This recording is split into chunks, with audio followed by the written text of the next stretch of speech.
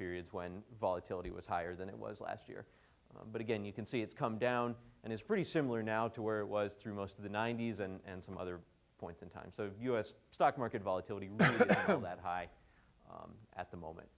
In terms of just raw stock price performance, when I've talked about this in the past, I've often compared what we saw last year to the two prior crashes that would come to mind, so the October of '29 and the October of '87 crashes. And the real question was, which one of these paths were we going to follow? So were we going to look like '87, where it dropped and essentially started its march back up quite rapidly, quite dramatically?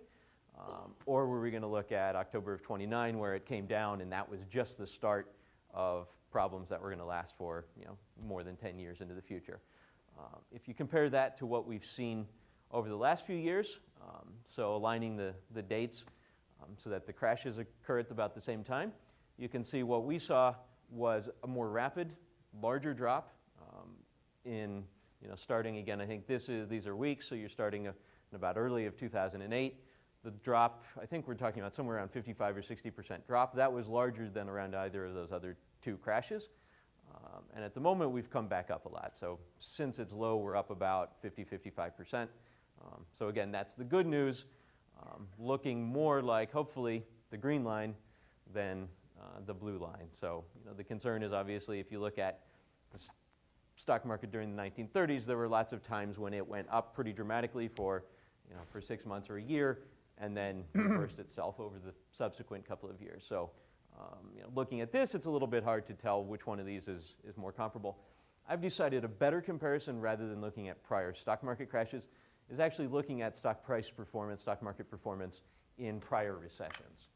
So the ones that I think are most comparable in recent decades to the current recession is the recession of 1973 and the recession of 1981.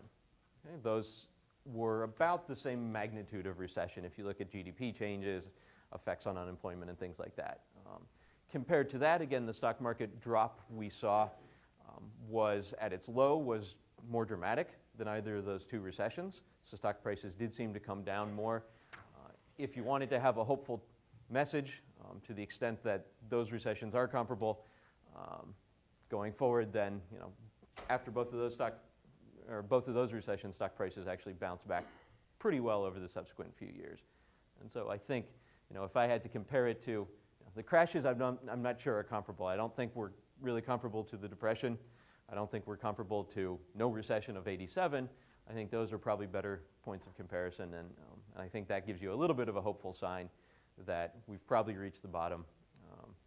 But again, there's a lot of guesswork in that. Thanks, John.